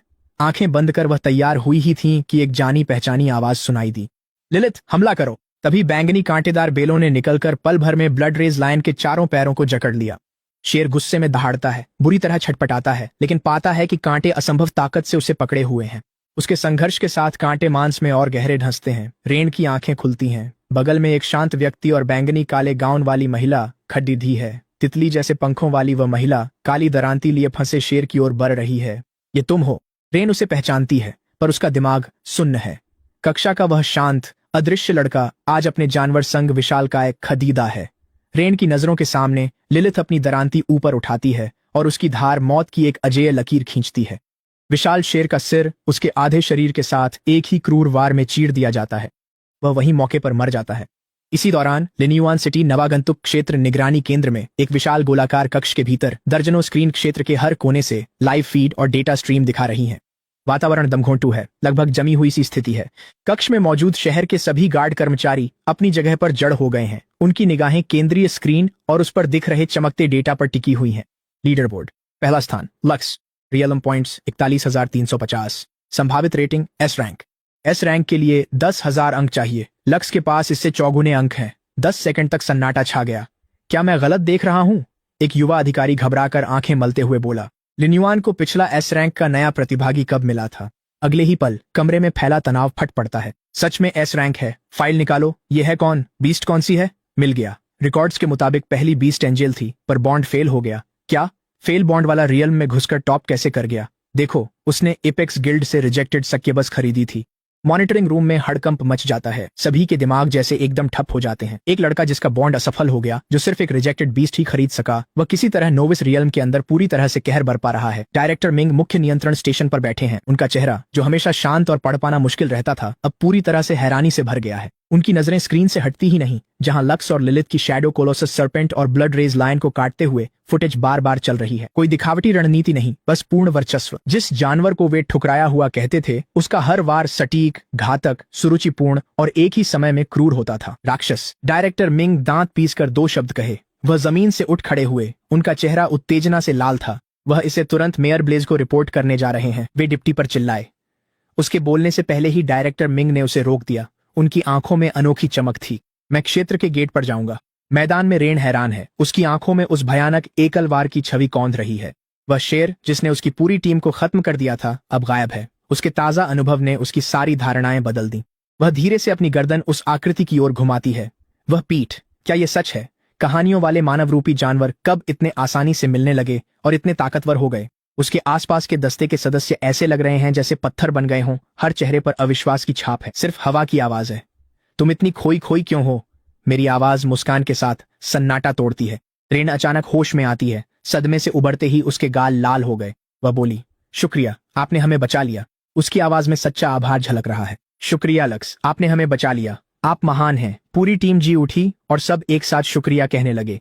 मैं इसे हल्के में लेता हूँ। मुझे इससे कोई फर्क नहीं पड़ता। मेरी नजरें रेन पर टिक जाती हैं। तुमने इतना बड़ा काम कैसे कर डाला? इस सवाल पर रेन का चेहरा गुस्से से जल उठता है। हमें बिल्कुल नहीं पता, वह गुस्से से भरी आवाज में कहती है। हम एक पेंगोलिन को गिराने में लगे हुए थे। तभी अचानक वह शेर कहीं से हम पर झपट पड़ा। मैंने आसमान में एक आकृति देखी जो जानबूझकर शेर को हमारी ओर हाँक रही थी। जब हम फंस गए तो वह व्यक्ति बस उड़ गया। घिनौना था। वह किसी फरिश्ते जैसा दिख रहा था। उसके बगल में खड़ा एक टीम सदस्य जोड़ता है। रेन के शब्द उसके गले में अटक जाते हैं। उसे कुछ समझ आता है।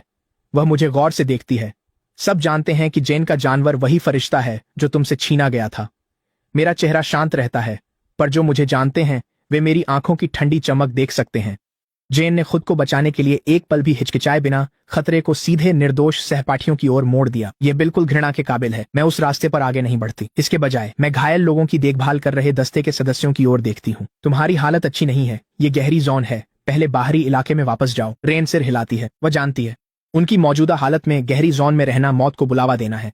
हम अब चलते हैं। वो मेरी ओर देखती है। और तुम दोनों का क्या? मैं मुस्कुराती हूँ। मैं अपने टर्मिनल पर काउंटडाउन की ओर देखती हूँ। अभी बहुत समय है। हम थोड़ा और अंदर बढ़ेंगे। रेन का मुंह थोड़ा खुलता है। ऐसा लगता है कि वह कुछ कहना चाहती है। तो फिर सावधान रहना। मैं सिर हिलाती हूँ और यही अलविदा है। बिना रुके मैं लिलिथ के साथ क्षेत्र की गहराई में बढ़ती हूँ। क्षेत्र बंद होने में 2 घंटे बचे हैं। रेन उस आकृति की झलक ओझल होने तक देखती रहती है। तभी वह अपनी नजरें हटाती है। उसके मन में कुछ अजीब सा उठता है। वह लड़का जो कभी अदृश्य था अब इतना बड़ा हो गया कि उसे सर उठाकर देखना पड़ता है।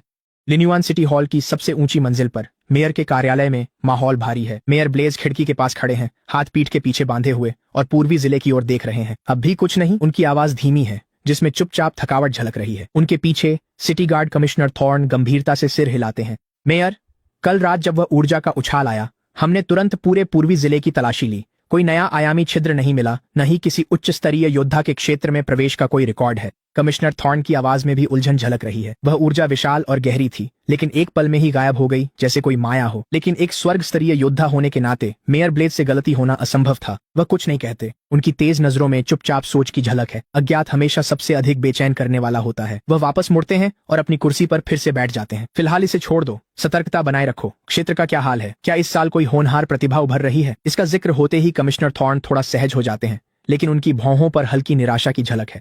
अब तक सबसे अच्छा प्रदर्शन करने वाला सॉन्ग परिवार का लड़का जैन सॉन्ग है।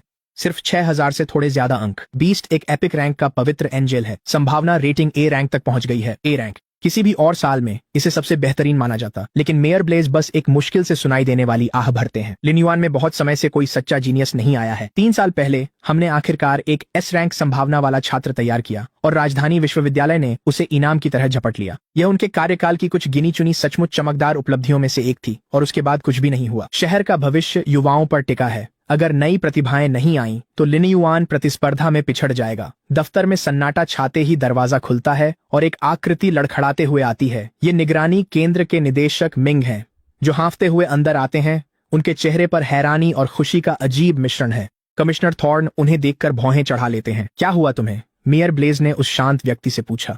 सांस लो और बताओ क्या हुआ।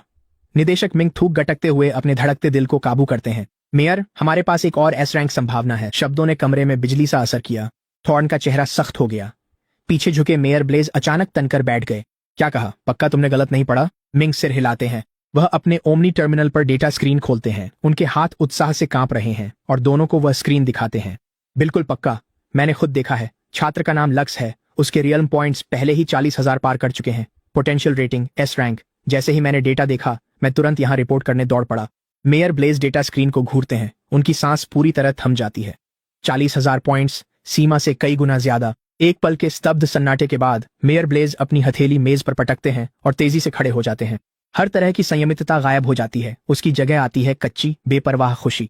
हाँ, ये तो सीधे स्वर्ग से मिला वरदान है। एक एफ रैंक प्रतिभा लिन्युआन सिटी के लिए किसी भी ए रैंक से कहीं अधिक मायने रखती है। ये कोई छोटी बात नहीं है।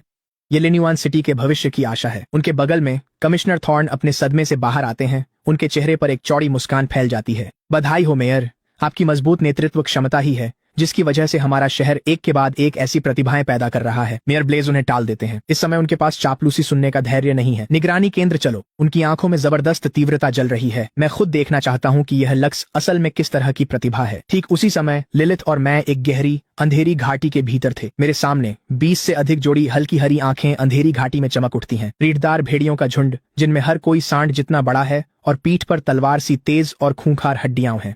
इनकी ताकत स्टार लेवल 3 से 5 है। सबसे आगे खड़ा है बाकी सबसे 2 गुना बड़ा रीढ़दार भेड़िया राजा।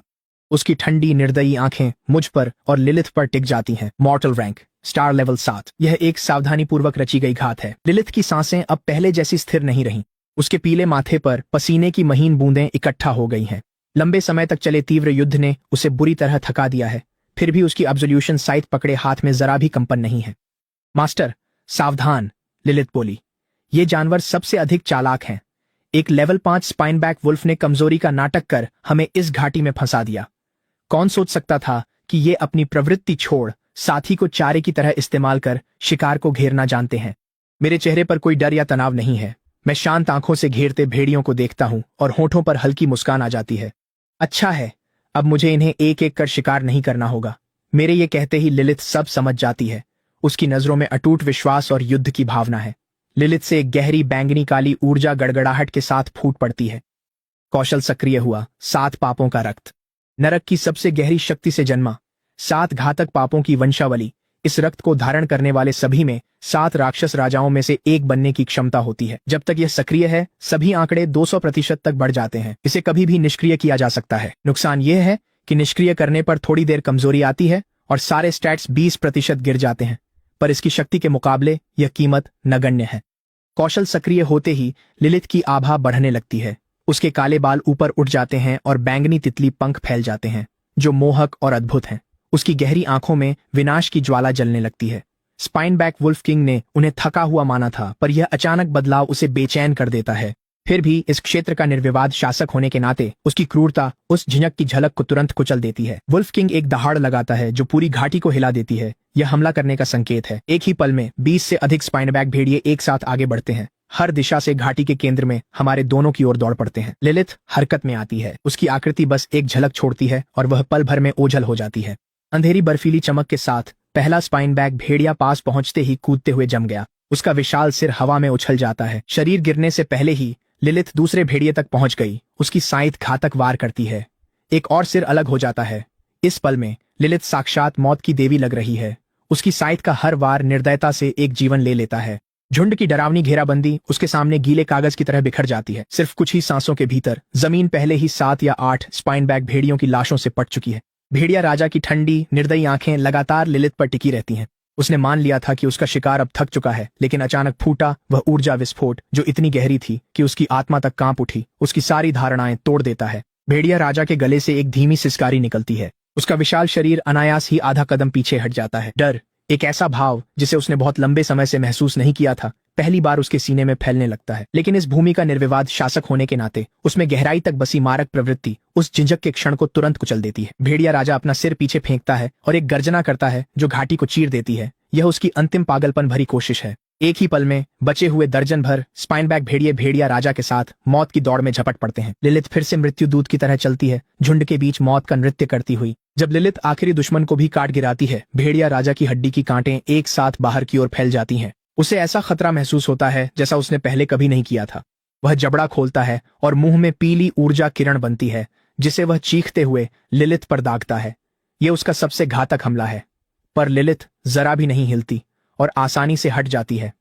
अगले ही पल वह भेड़िया राजा के सामने आ जाती है।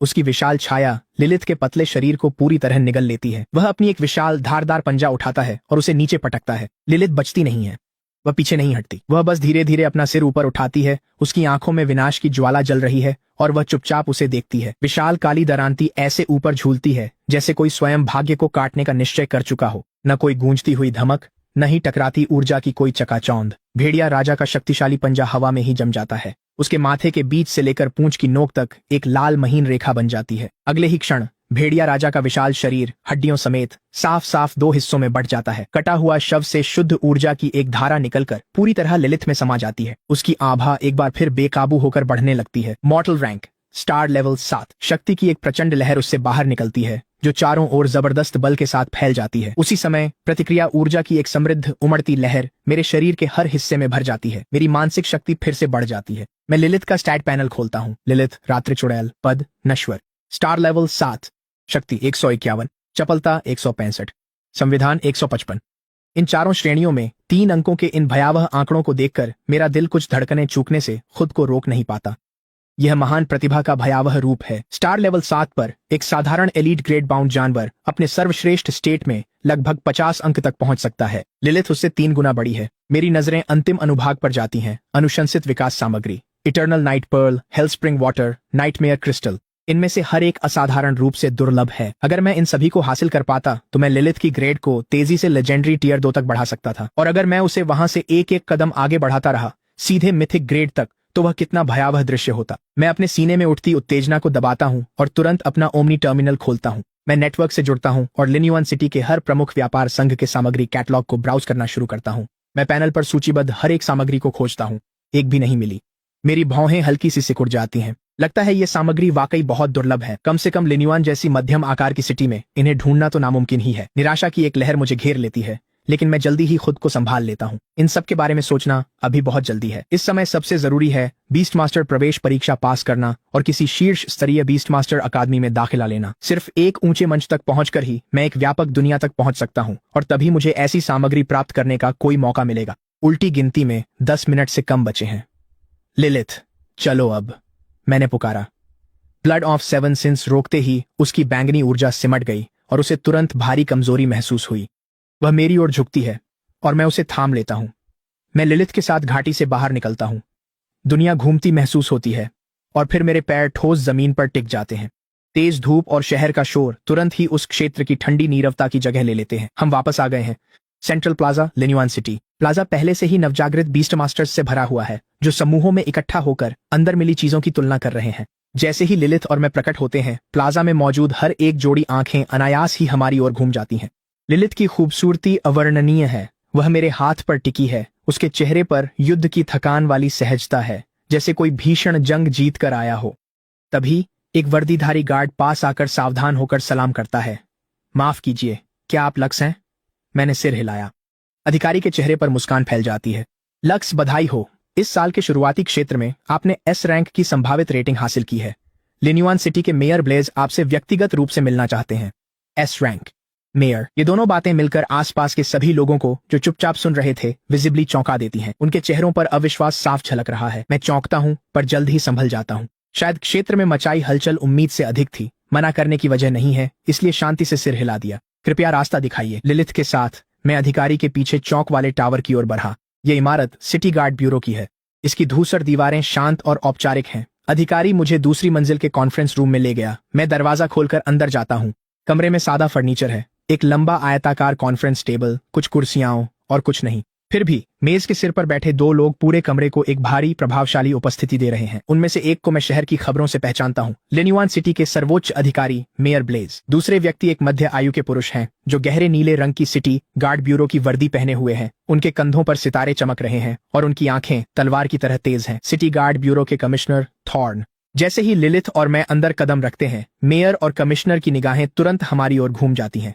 लिलिथ को देखकर वे दोनों अपनी हैरानी छुपा नहीं पाते, पर जल्दी ही खुद को संभालकर मुझे गहरी जिज्ञासा से देखने लगते हैं।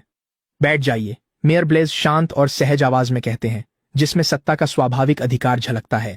मैं औपचारिकता में नहीं पड़ता। मैं एक कुर्सी खींचता हूँ और बैठ जाता हूँ। लिलिथ चुपचाप मेरे पीछे खड़ी रहती है। उसके चेहरे के भाव पढ़ना मुश्किल है। मैं लिन्युआन सिटी का मेयर ब्लेज हूँ। ये लिन्युआन सिटी गार्ड ब्यूरो के कमिश्नर थॉर्न है। कमिश्नर थॉर्न मुझे अभिवादन में हल्की सी सिर हिलाते हैं। लक्स, एक सच्चा युवा हीरो। मेयर ब्लेज की नजरें मेरे और लिलिथ के बीच घूमती हैं। लिन्युआन सिटी ने सालों में तुम्हारे जैसा हुनर नहीं देखा। उनकी आवाज में प्रशंसा झलकती है। मेयर मुझे बढ़ा रहे हैं, बस किस्मत मिल गई। मैं हल्का हंसते हुए नाक खुजलाता हूं। मेयर ब्लेज की मुस्कान और गहरी हो जाती है। न घमंडी, न लापरवाह, स्थिर और संयमित। इस युवा के प्रति उनकी छवि और भी ऊंची हो जाती है। मुझे याद है कि 3 साल पहले लिन्युआन सिटी में भी एक एस रैंक प्रतिभा हुई थी, जिसका नाम रेन था। उसका तुमसे क्या रिश्ता है? मेयर ब्लेज अपना चाय का कप नीचे रखते हैं और जोरदार हंसी हंसते हैं। एक ही परिवार की 2 प्रतिभाएं, तुम दोनों लिन्युआन शहर की शान हो। कमिश्नर थॉर्न मुस्कुराते हुए बोले, मुझे याद है, रेन का पहला बीस्ट एपिक ग्रेड की 9 पूंछ वाली लोमड़ी थी। उस साल की परीक्षा में उसने सबको पीछे छोड़ दिया था, और अब 3 साल बाद तुम यहाँ हो। आपसी प्रशंसा के दौर के बाद मेयर ब्लेज बातचीत को फिर से मुख्य विषय पर ले आते हैं। उनका चेहरा गंभीर हो जाता है। लक्स, तुम्हें यहाँ बुलाने का एक ही कारण है। तुम्हारा स्कोर लिन्युआन सिटी का 10 साल का रिकॉर्ड तोड़ चुका है। नियमों के तहत तुम्हें इनाम मिलेगा। इनाम सुनते ही मैं खिल उठा।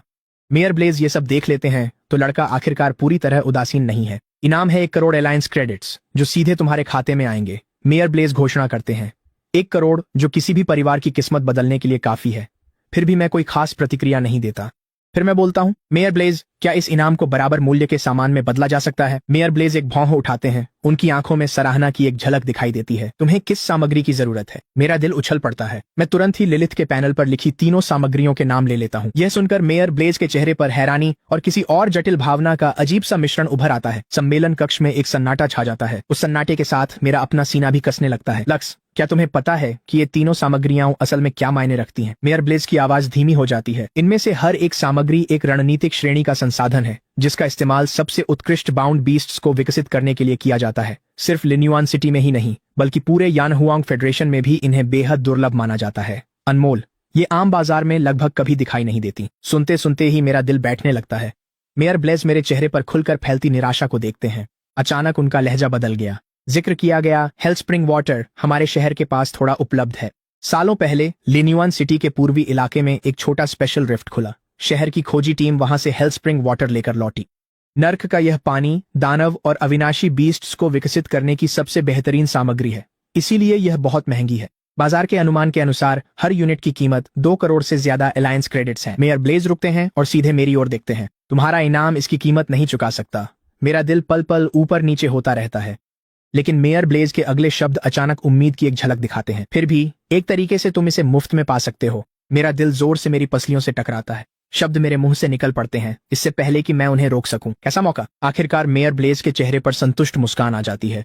ऐसा चेहरा जैसे किसी की योजना बिल्कुल सही तरीके से पूरी हो गई हो। पिछले साल लिन्युआन सिटी के दक्षिण पश्चिम में ब्लैकस्टोन रेंज में एक नया डंगन प्रकट हुआ था। मैं तुरंत डंगन के बारे में सोचने लगता हूँ। रियल्म्स संसाधनों से भरपूर क्षेत्र हैं जिन्हें पुनः खोज सकते हैं। डंगन रियल्म से पहले आता है। इसमें एक शक्तिशाली बॉस है और विजेता टीम को ही बड़ा इनाम मिलता है। बॉस के गिरते ही डंगन खोजकर्ताओं के लिए रियल्म बन जाता है। क्या इसमें कुछ खास है? मैंने पूछा। मेयर ब्लेज धीरे से सिर हिलाते हैं। उनका चेहरा गंभीर हो जाता है। इस डंगन में एक रैंक प्रतिबंध है। केवल मर्त्य रैंक डोमेन मास्टर्स और उनके बंधित बीस्ट्स ही इसमें प्रवेश कर सकते हैं। अगर मर्त्य रैंक से ऊपर की कोई भी चीज जबरदस्ती अंदर जाने की कोशिश करती है तो वह तुरंत पूरे डंगन स्थान को ढहा देगी। और पिछले साल जो टीम अंदर गई थी उसकी जानकारी के अनुसार अंतिम बॉस एक मर्त्य रैंक स्टार लेवल 9 का सायोनिक प्रकार का जीव है। मैं तुरंत समस्या को समझ जाता हूँ। सायोनिक प्रकार के बाउंड बीस्ट्स वैसे ही बेहद दुर्लभ होते हैं और लिन्युआन सिटी तो केवल एक मध्यम आकार का शहर है। मर्त्य रैंक के ऐसे डोमेन मास्टर को ढूंढना जो स्टार लेवल 9 के सायोनिक जीव का मुकाबला कर सके वास्तव में बहुत मुश्किल है। तो यह डंगन तब से वैसे ही बिना छुए पड़ा है। कमिश्नर थॉर्न जोड़ते हैं। ये तो ऐसे है जैसे खाना सामने रखा हो और हम एक निवाला भी ना ले सकें। ये कितनी निराशाजनक बात है, शब्दों में बयां नहीं किया जा सकता। मेयर ब्लेज ये सुनकर हंस पड़ते हैं। फिर वे मुझे गहरी नजरों से देखते हैं। लक्स, इस काम के लिए तुमसे बेहतर कोई नहीं हो सकता। एक बार यह डंगन साफ हो जाए तो लिन्युआन सिटी को एक बिल्कुल नया क्षेत्र मिलेगा जो पूरे शहर के लिए जबरदस्त लाभ होगा। और जो इस सफाई का नेतृत्व करेगा शहर उसे इनाम देने में कोई कसर नहीं छोड़ेगा। जो हेल्सप्रिंग वाटर की यूनिट तुम्हें मुआवजे के तौर पर दी जाएगी, मुझे नहीं लगता कि कोई भी इसका विरोध करेगा। इसी बीच सेंट्रल प्लाजा के गेट पर एक लंबा व्यक्ति भीड़ से निकलता है जिसके आसपास प्रशंसक हैं। वह जेन है। वह कैजुअल कपड़ों में है और उसके चेहरे पर घमंड भरी मुस्कान है। उसके साथ रेडिएंट एंजल ऑनरोरा चल रही है, एक ऐसी देवी जिसने सबकी नजरें खींच ली हैं। क्या वह एपिक ग्रेड रेडिएंट एंजल है? वाकई खूबसूरत है। सॉन्ग परिवार की कृपा चाहने वाले तुरंत उन्हें घेर लेते हैं। उनके चेहरों पर चापलूसी भरी मुस्कान होती है। युवा मास्टर जेन इस बार निश्चित रूप से पहला स्थान हासिल करेंगे। जब उनके साथ रेडिएंट एंजल है तो आखिर कौन मुकाबला कर सकता है? चारों ओर से तारीफों की बौछार सुनते हुए जेन की मुस्कान हर पल और भी घमंडी होती जा रही है। वह आगे बढ़कर बड़ी सहजता से ऑरोरा के रेशमी सुनहरे बालों में हाथ फेरता है। जीतने पर मैं तुम्हारे लिए होली लाइट एसेंस लाऊंगा ताकि तुम लेवल 6 पर पहुंच सको। ऑनरोरा नजरें झुकाकर मुस्कुराई। धन्यवाद मास्टर। जेन का सीना गर्व से फूल जाता है।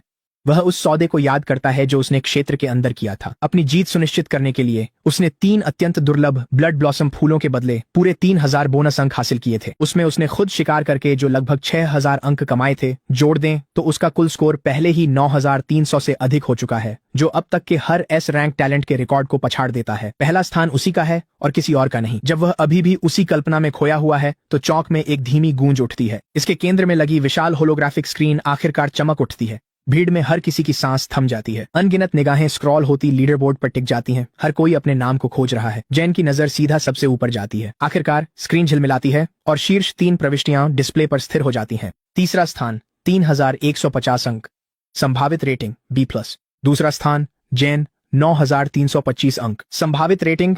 जैन की मुस्कान जम जाती है। वह दूसरे स्थान पर कैसे है? वह तो अपनी आंखें भी मसल लेता है, ये मानकर कि शायद उसने कुछ गलत पढ़ लिया है। लेकिन टेक्स्ट पूरी तरह साफ है और ऑरा का हाव भाव भी बदल जाता है।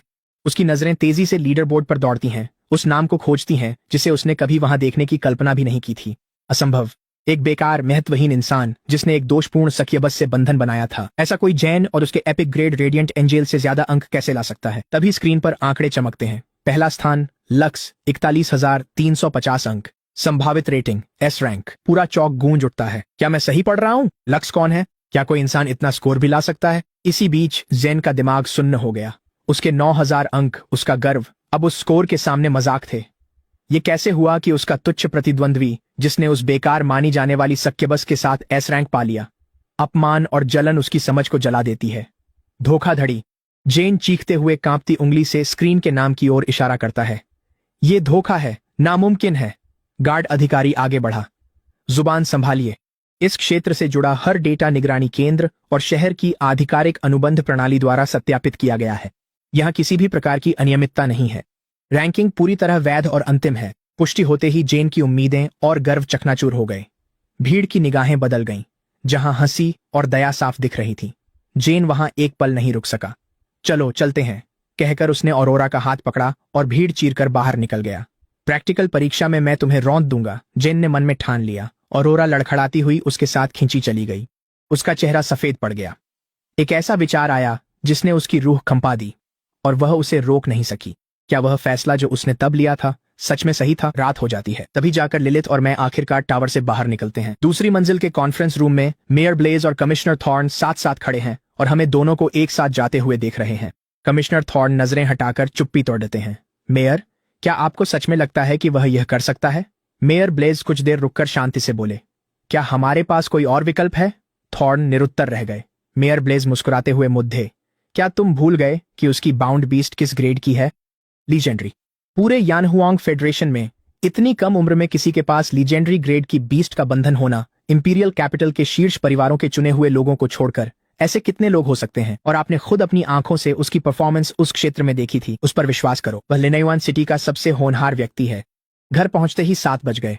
सोफे पर बैठते ही कलाई पर बंधा टर्मिनल बजा और वीडियो कॉल आई। स्क्रीन पर मेरी बहन रैन थी। शरारती, आखिर कॉल उठा ही लिया। मुझे सही सलामत देख उसने चैन की सांस ली। परीक्षा कैसी रही? मैंने मुस्कुराकर कहा, सब बढ़िया रहा। लिलिथ साथ थी तो चोट कैसे लगती?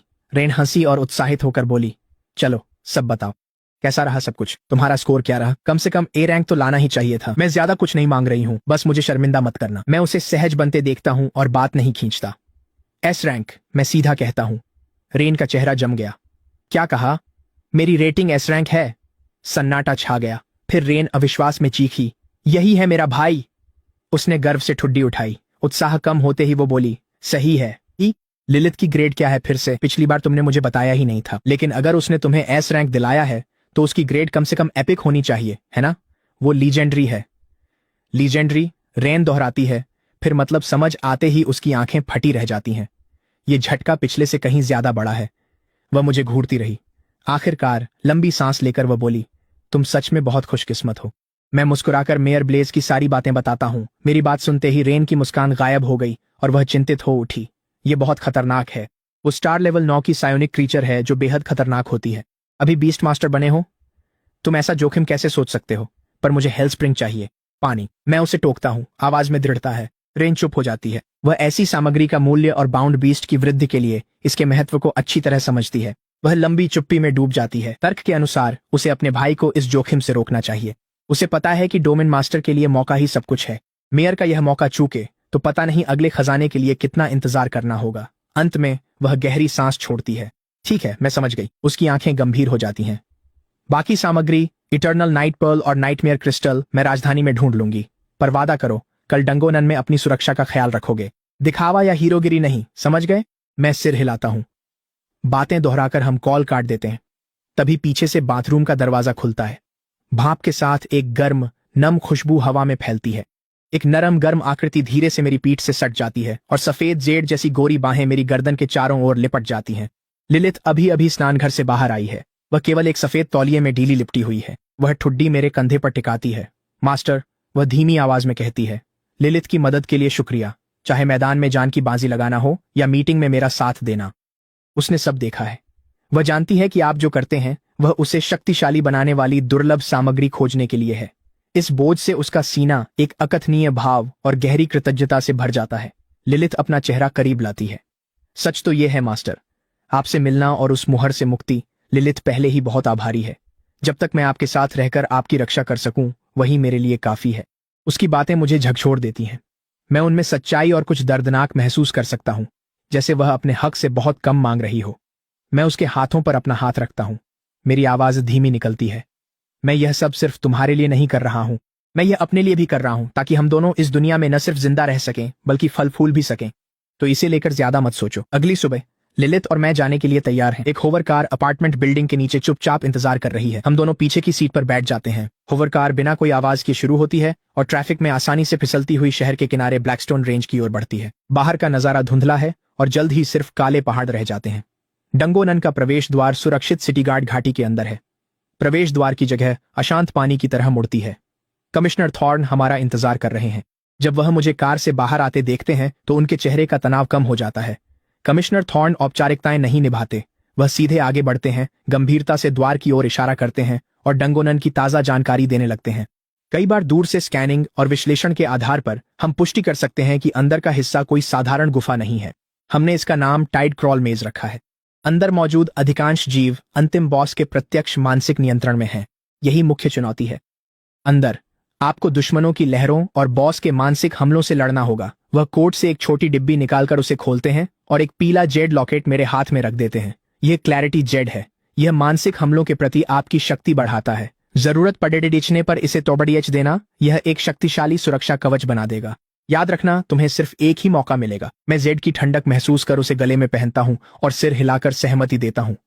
फिर थॉर्न की नजरों के बीच लिलिथ और मैं हाथ थामे द्वार में जाते हैं। भारहीनता मुझे घेर लेती है और दुनिया नीचे से घूम जाती है। जमीन पर पैर रखते ही हम किसी और जगह पर होते हैं। चारों ओर पत्थरों की विशाल भूल भुलैया है, जिसकी ऊंची दीवारें आसमान को ढक लेती हैं और दरारों से डरावनी चमक आ रही है। सामने अनगिनत उलझे हुए रास्ते हैं जिन्हें देख पाना असंभव है। हवा में गूंजती मानसिक ऊर्जा यहां आने वालों की नसों पर दबाव डालती है, उन्हें पागलपन की ओर धकेलती हुई। दीवारों और सायों से कई काली आकृतियां निकलती हैं। ये निम्न स्तरीय प्राणी हैं, जिनका दिमाग यहाँ की ऊर्जा से विकृत है। उनके शरीर विकृत और आंखें लाल जल रही हैं। लिलिथ तो हिलती भी नहीं है। वह बस अपनी नजरें उठाती है, उसकी आंखों में बैंगनी रोशनी चमकने लगती है। हमला करते हुए प्राणी हवा में ही जम जाते हैं और तीखी चीखें निकालते हैं। उनके शरीर जोर जोर से मरोड़ने लगते हैं। फिर मेरे सामने वे खुद पर हमला कर गिर पड़ते हैं। लिलिथ अपनी मानसिक शक्ति से ऐसे निम्न स्तरीय प्राणियों को वश में कर सकती है। मुझे हैरानी नहीं होती। भूल भुलैया में बिना वजह भटकने के बजाय मैं अपना टर्मिनल निकालता हूं। कमिश्नर थॉर्न ने सिटी गार्ड का नक्शा अपलोड कर दिया था। मेरे सामने एक नीला होलोग्राफ दिखता है जिसमें भूल भुलैया का 3D ढांचा साफ है। सिस्टम द्वारा बनाया गया सुनहरा मार्ग गलियारों को काटते हुए सीधे बॉस की मांद की ओर इशारा करता है। नक्शे के साथ हम सुनहरे रास्ते पर भूल भुलैया में आगे बढ़े। वहां हमने कई और सायोनिक जीवों का सामना किया, जिन्हें लिलिथ ने कुशलता से निपटा दिया। कई घंटे बाद रास्ता खुल जाता है। हमारे सामने एक विशाल भूमिगत गुफा फैली हुई है। हम आखिरकार कालकोठरी के अंतिम बॉस को देख लेते हैं। गुफा के केंद्र में एक राक्षसी आकृति दुबकी हुई है। हरे रंग का एक विशाल मांसल गोला, जैसे कोई विशाल स्लाइम, जिसकी सतह चिकनी और चमकदार है। इसके केंद्र में एक विशाल आंख स्थित है।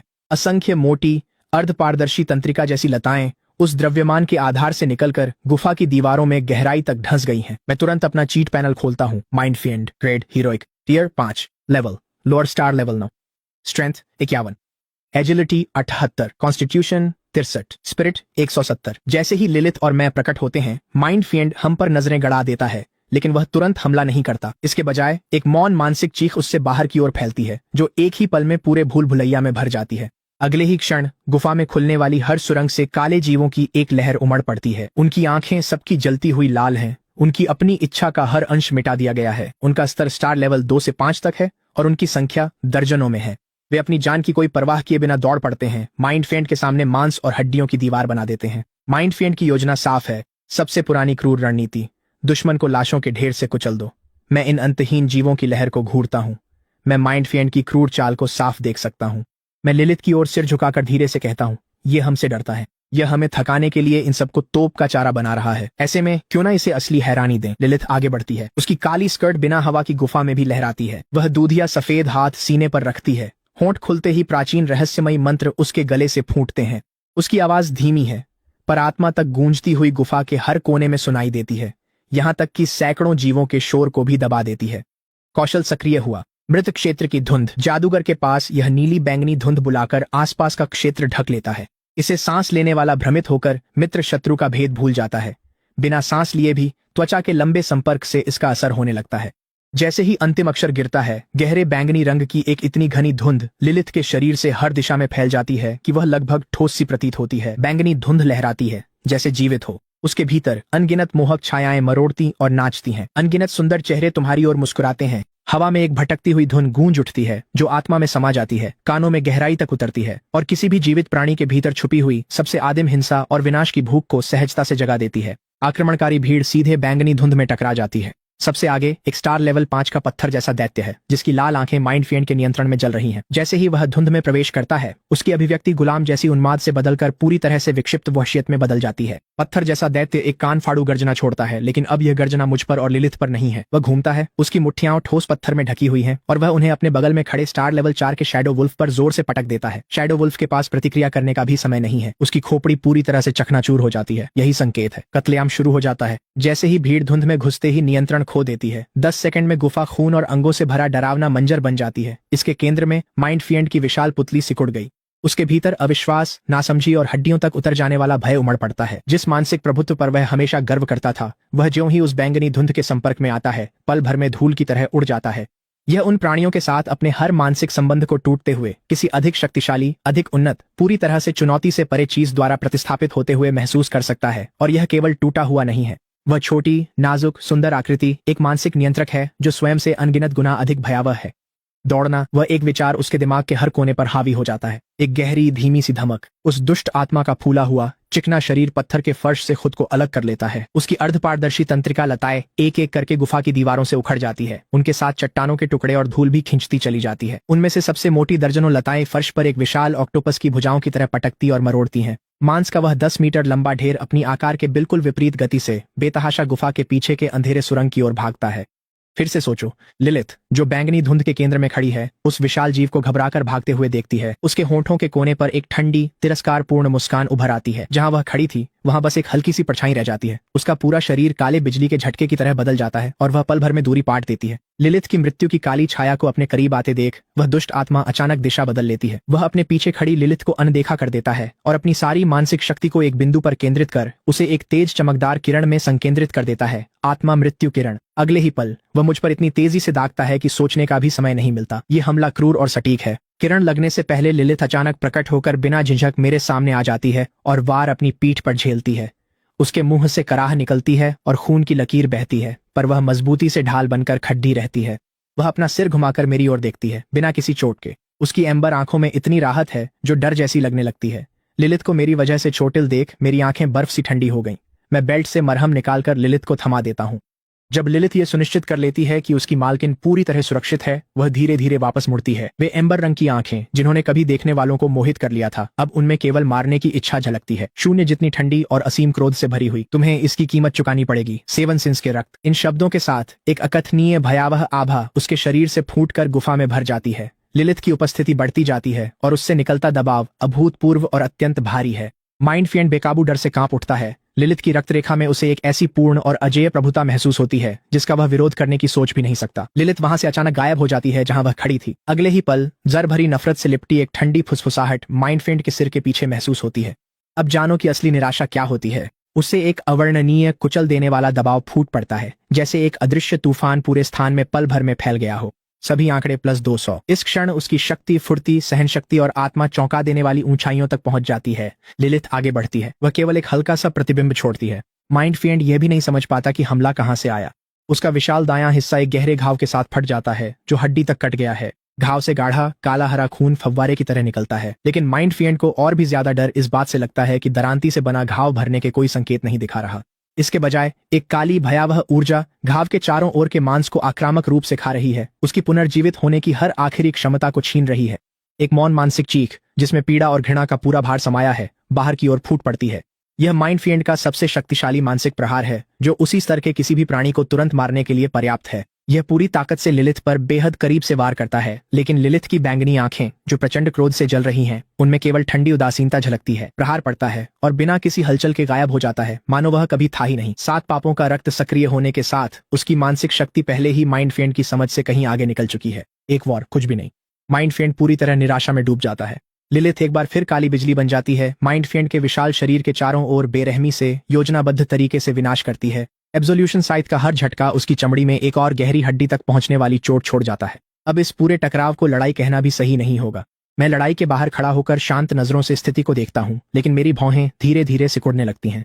हमारे अनुबंध के अदृश्य बंधन के माध्यम से मैं स्पष्ट रूप से महसूस कर सकता हूँ कि लिलिथ की ऊर्जा कितनी तेजी से खत्म हो रही है। सेवन सिंस के रक्त से मिलने वाली शक्ति मुफ्त नहीं है। पहले भीड़ को खत्म करने के लिए उसने जो व्यापक क्षेत्र कौशल इस्तेमाल किया था, उसके साथ मिलकर लिलिथ की ऊर्जा भंडार बहुत तेजी से जल रही है, इतनी तेजी से कि मैं भी अपने मन में सुई जैसी तेज चुभन महसूस कर सकता हूँ। ये अनुबंध के माध्यम से मानसिक ऊर्जा के अत्यधिक उपयोग का संकेत है। अब इसे यहीं खत्म करना होगा। ठीक उसी समय मन का दानव, जो पहले ही पहचान से परे फट चुका है, लगता है कि उसे समझ आ गया है कि उसकी मौत निश्चित है। निराशा एक अंतिम पागलपन की चिंगारी भड़काती है। उसकी बची हुई आंख अचानक क्रूर रक्त लाल रोशनी से जल उठती है।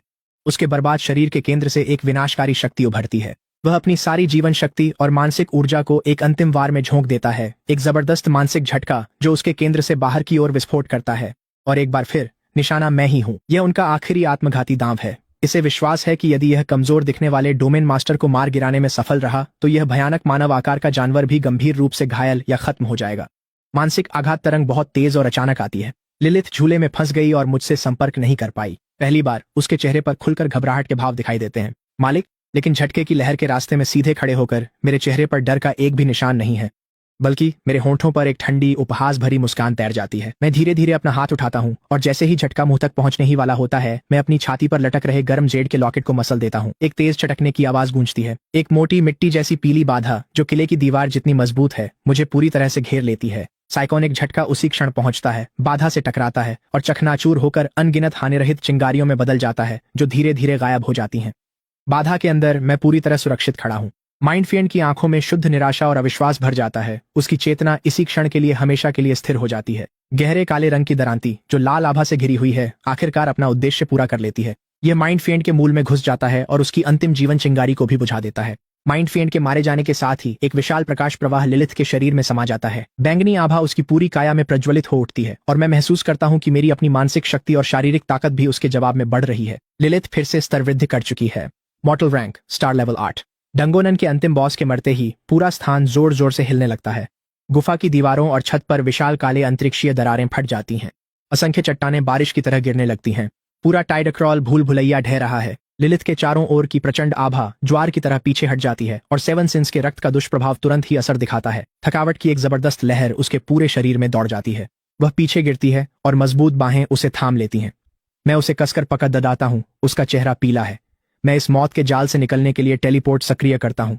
तभी राख और अवशेषों के बीच मेरी नजर एक अनोखी नीली चमक पर पड़ आती है जो मलबे में धड़क रही है। वो क्या है? मेरे सीने में कुछ उमड़ता है। लिलिथ अब भी मेरी बाहों में है और हमारे चारों ओर गिरते विशाल पत्थरों की परवाह किए बिना मैं एक ही झटके में आगे बढ़ता हूँ और उस चीज को उठा लेता हूँ जो गहरे समुद्र के नीलम जैसी दिखती है। एक चमकदार क्रिस्टल जैसी स्पष्ट कोर। ये मेरी हथेली में गर्म और चिकनी महसूस होती है। इसके अंदर तारों की किसी आकाशगंगा जैसी कोई चीज धीरे धीरे घूम रही है जो शुद्ध और विशाल आत्मा ऊर्जा का विकिरण कर रही है। जैसे ही मेरी उंगलियां इसके चारों ओर बंद होती हैं, मेरे मन में एक पंक्ति दिखाई देती है।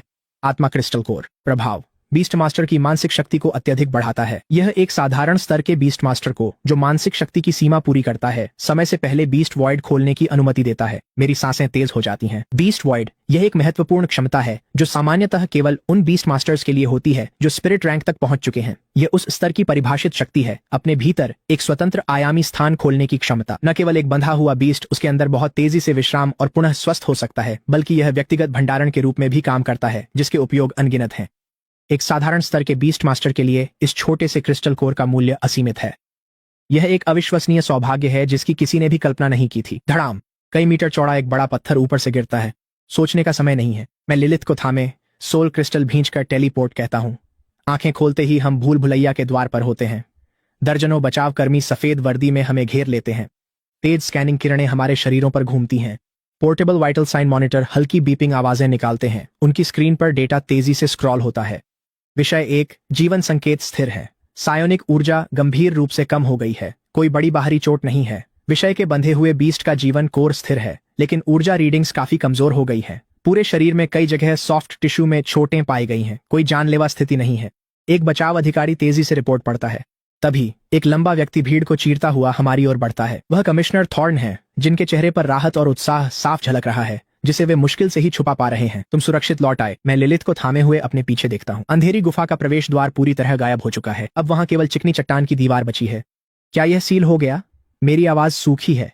कमिश्नर थॉर्न सिर हिलाते हैं। रीडिंग्स के अनुसार यह अस्थिर डंगन बंद है। जल्द ही यहाँ एक स्थिर क्षेत्र बन जाएगा। लिन्युआन सिटी की ओर से मैं तुम्हारे और तुम्हारे बीस्ट के काम के लिए आभार मानता हूँ। आसपास खड़ी सिटी गार्ड रेस्क्यू टीम मुझे श्रद्धा और जिज्ञासा के मिश्रित भाव से देखती है। कमिश्नर थॉर्न आगे कहते हैं, मुझे पता है कि तुम बहुत थके हुए हो, लेकिन हमें अंदर क्या हुआ, खासकर अंतिम बॉस के बारे में, उसकी एक संक्षिप्त रिपोर्ट चाहिए। ये जानकारी बेहद अनमोल है। मैं लिलिथ को थामे हुए एक छोटा सा सारांश देता हूँ, लेकिन उन कुछ वाक्यों ने भी भीड़ में सनसनी फैला दी। सिर्फ 2 लोग सैकड़ों की भीड़ के खिलाफ, और उन्होंने पूरी सेना को खुद के खिलाफ मोड़ दिया। मेरी बाहों में सो रही, दिखने में नाजुक सी चुड़ैल पर हर किसी की नजरें टिक जाती हैं, जिनमें श्रद्धा और विस्मय भरा होता है।